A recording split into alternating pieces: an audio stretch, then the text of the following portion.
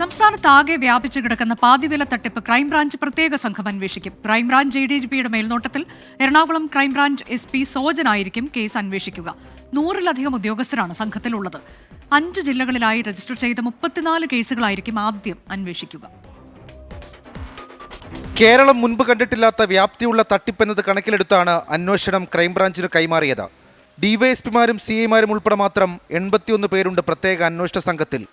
കേസിന്റെ ഗൗരവം പരിഗണിച്ച് ക്രൈംബ്രാഞ്ച് മേധാവി നേരിട്ട് മേൽനോട്ടം വഹിക്കും. എറണാകുളം ക്രൈംബ്രാഞ്ച് യൂണിറ്റ് SP സോജനാണ് അന്വേഷണ ഉദ്യോഗസ്ഥൻ. ക്രൈംബ്രാഞ്ച് സാമ്പത്തിക കുറ്റകൃത്യ വിഭാഗത്തിലെയും സൈബർ വിങ്ങിലെയും ഉദ്യോഗസ്ഥരെ പ്രത്യേക സംഘത്തിൽ ഉൾപ്പെടുത്തിയിട്ടുണ്ട്. ആദ്യം രജിസ്റ്റർ ചെയ്ത 34 കേസുകളിലായി മാത്രം 37 കോടി രൂപയുടെ തട്ടിപ്പ് നടന്നുവെന്നാണ് പോലീസിന്റെ പ്രാഥമിക കണ്ടെത്തൽ. എറണാകുളം 11, ഇടുക്കി 11, ആലപ്പുഴ 8, കോട്ടയം 3, കണ്ണൂർ 1 എന്നിങ്ങനെ 34 കേസുകളാണ് ക്രൈംബ്രാഞ്ച് ആദ്യം അന്വേഷിക്കുക.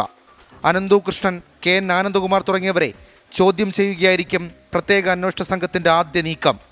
അന്വേഷണം ആരംഭിച്ച ശേഷം ലോക്കൽ പോലീസ് രജിസ്റ്റർ ചെയ്ത മറ്റു കേസുകൾ കൂടി ക്രൈംബ്രാഞ്ച് സംഘത്തിന്റെ പരിധിയിൽ ഉൾപ്പെടുത്തും.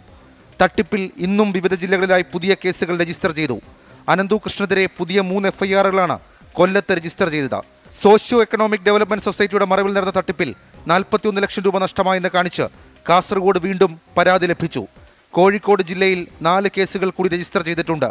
വിവിധ ബ്യൂറോകൾക്കൊപ്പം 24 തിരുവനന്തപുരം.